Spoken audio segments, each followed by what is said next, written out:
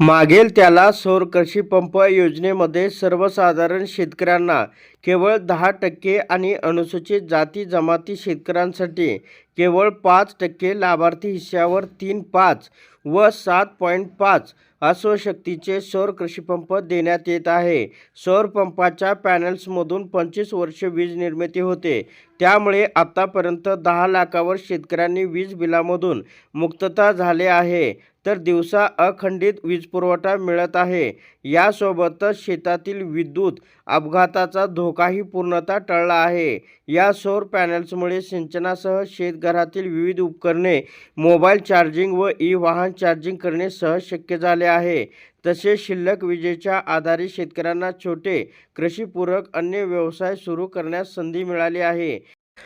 या योजनेतील प्रत्येक सौरपंपाला 5 वर्षाची वॉरंटी देण्यात आली आहे. या कालावधीत देखभाल व दुरुस्तीची जबाबदारी पुरवठादार एजन्सीवर बंधनकारक आहे.